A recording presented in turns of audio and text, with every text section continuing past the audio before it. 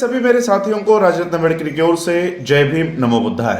The बुद्धानिस धम्मा के छठे भाग में आप सभी लोगों का स्वागत है। सिद्धार्थ की शाक्य संघ में दीक्षा होने के बाद, उनका प्रवेश होने के बाद 8 साल तक वो इस शाक्य संघ के सभी कार्यवाही में हिस्सा लिया करते थे और वो एक पक्के और समर्पित सदस्य इस शाक्य संघ के थे। 8 साल बीत चुकने के बाद उनके जीवन में, यानी सिद्धार्थ गौतम के जीवन में एक ऐसा प्रसंग आया जो प्रसंग शुद्धोदन के लिए, यानी सिद्धार्थ गौतम के पिता के लिए और पूरे परिवार के लिए ये बहुत ही दुखद साबित हुआ और खुद सिद्धार्थ को संकट में डालने वाला साबित हुआ। जब सिद्धार्थ उनके 28 वर्ष के आयु में थे तब एक ऐसी घटना घटित हुई जो सिद्धार्थ को मुसीबतों में डालने वाली साबित हुई। शाक्य संघ का जो राज्य था, शाक्य राज्य जो था, उसकी सीमा से सटा हुआ कोलियों का राज्य था और दोनों की विभाजक रेखा जो थी वो रोहिणी नदी थी। ये रोहिणी नदी दोनों राज्यों की विभाजन रेखा थी और दोनों में, यानी शाक्यों में और कोलियों में हर साल, हर सीजन में, जिसे हम मौसम कहते हैं, हर मौसम में खेत को जोतने के लिए कौन कितना पानी लेगा और कौन कब पानी लेगा, पहले कौन लेगा और कितना पानी लेगा, इसके ऊपर हर साल, हर मौसम में इन लोगों का झगड़ा हुआ करता था। और ये झगड़ा बहुत बड़ा स्वरूप भी कभी कभी लिया करता था, उनमें हाथापाई हुआ करती थी। तो इस तरह का माहौल उस रोहिणी नदी को लेकर हुआ करता था। जब सिद्धार्थ उनके 28वें वर्ष के आयु में थे तो इसी तरह का एक बहुत बड़ा झगड़ा ये शाक्य और कोलियों में हुआ। जब इस बात का पता चला कि शाक्यों के नौकरों में और कोलियों के नौकरों में एक बहुत बड़ा झगड़ा हुआ है, दोनों ओर की लोगों को मारा गया है, तब दोनों ने भी, शाक्यों ने और कोलियों ने, ये सोचा कि एक बार हमेशा के लिए ये झगड़ा, हमेशा के लिए हम लोगों को युद्ध के माध्यम से हमेशा के लिए इसको मिटा देना है। शाक्यों के सेनापति ने एक मीटिंग बुलवाई, एक सभा बुलवाई और सभा में उन्होंने कहा कि कोलिय हमेशा पानी को लेकर झगड़ा करते हैं, रोहिणी नदी को लेकर झगड़ा करते हैं। इस बार शाक्यों की पहली बारी थी, लेकिन फिर भी कोलियों ने झगड़ा किया और इसलिए हम लोगों को कोलियों को हमेशा के लिए सबक सिखाना है और इसलिए अब युद्ध के अलावा हमारे पास और कोई चारा नहीं है, हमको युद्ध पुकारना चाहिए। और जो लोग युद्ध के लिए तैयार है वो इस सभा में जो जितने भी उपस्थित है वो इसमें हाँ भरे और हाथ उठाकर वो युद्ध को रिजोल्यूशन पास करे और युद्ध के लिए सम्मति दे। सिद्धार्थ गौतम अपनी जगह पर खड़े हुए, उन्होंने इस प्रस्ताव का विरोध किया और उन्होंने कहा कि युद्ध ये किसी भी समस्या का समाधान नहीं हो सकता। एक युद्ध दूसरे युद्ध को जन्म देता है और इसलिए हम लोगों को युद्ध से बचना चाहिए। और सिद्धार्थ ने कहा कि हमको इसकी जांच करनी चाहिए कि आखिर में हुआ क्या था। ये क्योंकि सिद्धार्थ को पता चला था कि शाक्यों ने भी उतने ही हिंसा उन्होंने भी की थी, उतनी मारपीट उन्होंने भी की थी। इसलिए उन्होंने कहा कि हमको इसकी जांच करनी चाहिए कि गलती किससे हुई है और ये सारी बातें उन्होंने उस सभा में। सेनापति ने फिर जवाब दिया कि हाँ, पहली गलती जो है वो शाक्यों के यहाँ से हुई थी, शाक्यों ने मारपीट की शुरुआत की थी और ये कबूल शाक्यों के सेनापति ने किया। तो सिद्धार्थ ने भी जवाब दिया कि देखिए कि गलती हमारी ओर से हुई है तो हम भी उतने ही दोषी है। तो इस मामले का हल निकालने के लिए शाक्यों की ओर से 2 लोग और कोलियों को भी कहा जाए कि 2 लोग आपकी ओर से, और ये दोनों यानी ये चारों लोग एक व्यक्ति को चुनकर एक समिति गठित करें और वो इस पानी के समस्या का हल वो ढूंढे। इस तरह का सिद्धार्थ ने प्रस्ताव रखा। सिद्धार्थ के इस प्रस्ताव का सभी लोगों ने समर्थन किया, लेकिन सेनापति ने विरोध किया। सेनापति ने कहा कि नहीं, कोलियों को हमेशा के लिए सबक सिखाना चाहिए और युद्ध ही उसका एकमेव मार्ग हो सकता है। सेनापति ने इस सिद्धार्थ गौतम का जो रिजोल्यूशन था, जो प्रस्ताव था, उसको विरोध किया।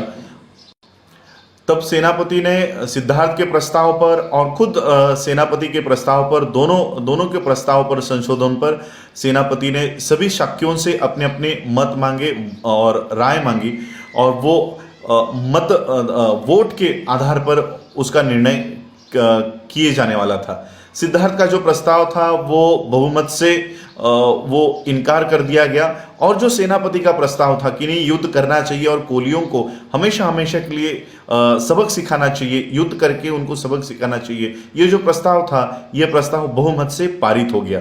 लेकिन फिर भी सिद्धार्थ ने खड़े होकर सेनापति के प्रस्ताव के लिए कहा कि हम लोगों को युद्ध का प्रस्ताव है उसके लिए वोट नहीं डालने चाहिए, क्योंकि कोलिय भी जो है वो हमारे रिश्तेदार है, बहुत पुराने रिश्तेदार है, और हम लोग पहले से ही युद्ध करके इतना खर्चा हमारा हो गया है कि ऑलरेडी हमारा जो स्टेट है, हमारा जो राज्य है, ये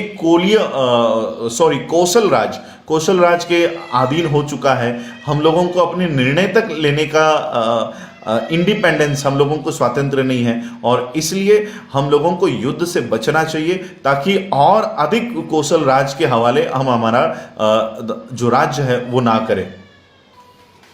दूसरे दिन सेनापति ने एक और मीटिंग बुलवाई, सभा बुलवाई, और उस सभा का उद्देश्य था कि 20 से 50 साल तक की आयु के जो लोग हैं वो अनिवार्य रूप से इस लड़ाई में, इस युद्ध में शामिल हो, और उनकी सैनिक भर्ती के लिए ये एक निर्णय लिया जाए, ये प्रस्ताव पारित किया जाए। इसके लिए शाक्यों की ये सभा बुलाई गई।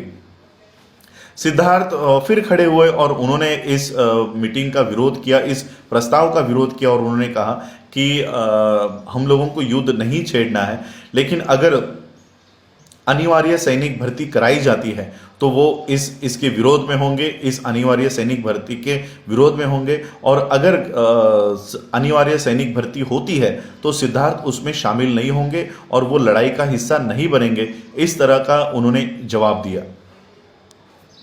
सिद्धार्थ गौतम का ये जवाब सुनने के बाद सेनापति क्रोधित हुआ और उसने सिद्धार्थ गौतम से कहा कि याद करो, जिस दिन तुम शाक्य संघ में प्रवेश कर रहे थे तो तुमने एक शपथ ली थी कि मैं शाक्य संघ को बचाने के लिए और शाक्यों को बचाने के लिए, उनके हित को बचाने के लिए तन मन धन से उसमें शामिल रहूंगा, और शाक्य जो निर्णय लेंगे मैं उसमें शामिल रहूंगा।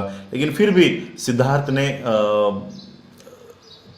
इनको सेनापति को कहा कि वो आज भी उस शाक्यों के हित के लिए ही युद्ध ना करने का निर्णय ले रहे हैं, और जिस तरह से युद्ध में हम पहले से ही कौशल राज के अधीन हो चुके हैं और भी हमारी स्वतंत्रता इस युद्ध से चली जाएगी, तो इसलिए हम लोगों को ये युद्ध नहीं पुकारना है। लेकिन सेनापति ने सिद्धार्थ की एक बात नहीं सुनी, और उन्होंने सिद्धार्थ को जवाब दिया कि आपको लगता है कि शायद आपको सजा देने के लिए हमको कौशल राज ये राज्य हुआ करता था, उस राज्य का राजा हमको रोकेगा कि सिद्धार्थ को शिक्षा ना दी जाए। तो ये आपकी गलतफहमी है कि कौशल राज हमारे इस मामले में कोई इंटरफेरेंस नहीं कर सकते और कोई दखलंदाजी नहीं दे सकते। इसलिए आप अपने दिमाग से ये बात निकाल दो कि आप हमारे विरोध में जाकर भी आपको कोई शिक्षा नहीं होगी।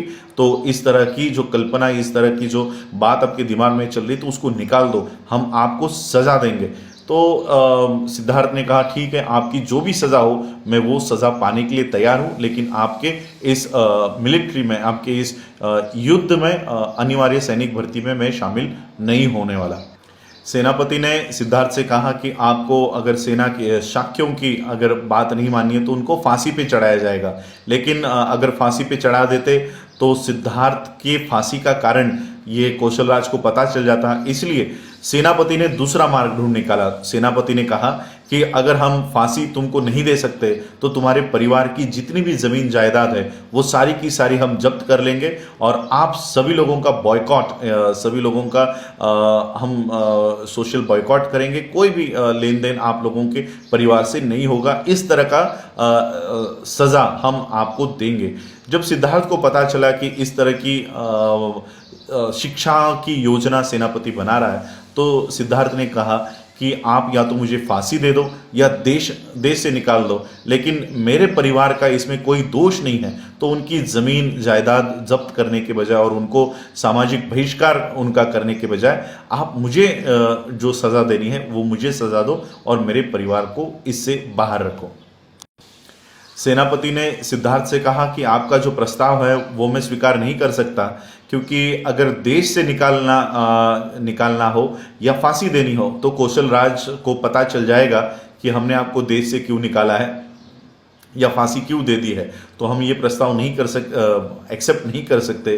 तो दूसरा प्रस्ताव था जो सामाजिक बहिष्कार और सारी संपत्ति का जब्तीकरण, ये प्रस्ताव वो सोच रहे थे। तो सिद्धार्थ ने कहा तो अगर इस तरह का अगर समस्या सेनापति के सामने है तो वो देश से निकल जाएंगे और उसके लिए कोई दूसरा हल, दूसरा मार्ग वो बताने की या ढूंढने की वो सोच रहे थे। तो सिद्धार्थ ने एक मार्ग सेनापति को बताया कि अगर देश से ही निकालना है तो परिव्रजा लेना भी एक तरह का देश निकालना ही हो सकता है। तो क्यों ना मैं परिव्रजक बन जाऊं और इस देश से चला जाऊं। तो इस तरह का एक मार्ग उन्होंने ढूंढ निकाला। लेकिन फिर भी सेनापति ने कहा कि इसमें भी एक अड़चन है।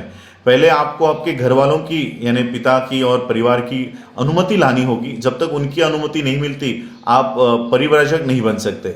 सिद्धार्थ ने उनको ये आश्वासन दिया कि मैं मेरे परिवार की जो अनुमति है वो लेकर आऊँगा, भले वो मुझे अनुमति दे या न दे, मैं दूसरे ही दिन यानी दूसरे ही दिन ये देश छोड़कर चला जाऊँगा, लेकिन आपके इस युद्ध में मैं शामिल नहीं होऊंगा।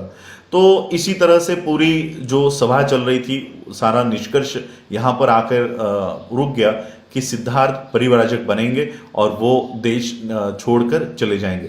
लेकिन सभा समाप्त होने से पहले एक शाक्य अपनी जगह पर उठे और खड़े होकर उन्होंने कहा कि एक समस्या और भी रह जाती है। अगर कल सिद्धार्थ उनको पूरी गारंटी है, पूरा ये विश्वास है कि सिद्धार्थ अपने शब्दों पे कायम रहेंगे और वो कल देश छोड़ के चले जाएंगे, इसके ऊपर कोई दुमत नहीं है। लेकिन जैसे ही सिद्धार्थ चले गए और वैसे ही युद्ध को अगर शुरुआत हो जाती है तो कौशल राज को पता चल जाएगा कि सिद्धार्थ परिव्राजक क्यों बने हैं, क्योंकि वो युद्ध में शामिल नहीं होना चाहते थे और इसलिए वो परिव्राजक बनकर वो देश से बाहर चले गए हैं। और इसलिए उस शाक्य ने एक सुझाव दिया कि सिद्धार्थ के परिव्राजक बनने के और एक्चुअल युद्ध लड़ने के बीच में थोड़ा अंतर रखा जाए, तो कुछ दिनों का गैप रखा जाए, ताकि कौशल राज जो है, कौशल राज के जो राजा है वो सिद्धार्थ के परिव्राजक बनने में और युद्ध में कोई कनेक्शन, कोई रिलेशन, कोई नाता नहीं जोड़ सके। इस तरह का एक थोड़ा अंतर दोनों घटनाओं में रखा जाए। तो ये सारा मामला वहाँ पर मीटिंग में हुआ, शाक्यों की ये सभा में हुआ। ये सारी बात सिद्धार्थ घर पहुंचने से पहले सिद्धार्थ के घर पर पहुंच गई और जब सिद्धार्थ घर पहुंचे तब उनके पिता शुद्धोधन, महाप्रजापति, माता यशोधरा, ये सारे रो रहे थे, फूट फूट कर रो रहे थे। और सिद्धार्थ ने ये क्या किया है, ये किस तरह का निर्णय लिया है, कम से कम यह निर्णय लेते समय वो अपने परिवार के बारे में सोचते। वो इस तरह की सारी बातें हुई। उनकी माता प्रजापति शुद्धोधन सिद्धार्थ से कहने लग गए कि अगर इस तरह का देश से बाहर ही चलना है तो वो भी सिद्धार्थ के साथ चलेंगे, सभी परिवार देश से बाहर चले जाएंगे। लेकिन सिद्धार्थ ने कहा कि नहीं, आप लोग यही रहो। नंद जो सिद्धार्थ का भाई है, शुद्धोधन और महाप्रजापति का बेटा है, वो अभी बहुत छोटा है। राहुल जो सिद्धार्थ का बेटा है, सिद्धार्थ गौतम का बेटा है, यशोधरा का बेटा है, वो अभी बहुत छोटा है और इसलिए आप लोग मेरे साथ परिव्रजा में देश से बाहर नहीं चलो। फिर भी शुद्धोधन महाप्रजापति सिद्धार्थ को समझा रहे थे, क्यों ना हम कौशल राज के वहाँ उनके देश में चले जाए और उनके यहाँ पर शरण चले जाए, उनके देश में चले। तो सिद्धार्थ ने कहा नहीं, ये शाक्यों के लिए अच्छी बात नहीं होगी कि हम किसी और देश के राजा के पास जाके शरण ले रहे हैं। तो सिर्फ सिद्धार्थ को ही ये परिवर्जा लेने की अनुमति दे और दूसरे दिन सारी कार्रवाई को शुरू करने के लिए सिद्धार्थ परिव्राजक बनकर देश से बाहर निकलने के लिए तैयार हो गए। कल के एपिसोड्स में हम देखेंगे कि सिद्धार्थ किस तरह से परिव्राजक बनते हैं और देश छोड़कर कहाँ चलते हैं। लेकिन मैं आपको फिर से ये बताना चाहता हूँ कि सिद्धार्थ की परिव्राजक बनने की जो वजह है वो रोहिणी नदी के पानी की समस्या या युद्ध ये नहीं है। बाबा साहब अम्बेडकर जी ने इसके पीछे और एक वजह दी है जो सही वजह है। वो हम सिद्धार्थ के परिवर्जक बनने की असली वजह जानेंगे। 1 या 2 एपिसोड्स में ये आपके सामने आएगी कि सिद्धार्थ ने सही मायने में परिव्रजक या परिव्रजा क्यों धारण की। ये सिद्धार्थ के परिव्रजक का कारण हम जानेंगे। आप लोगों ने मुझे सुना उसके लिए आभार। जय भीम, जय भारत, जय बुद्ध।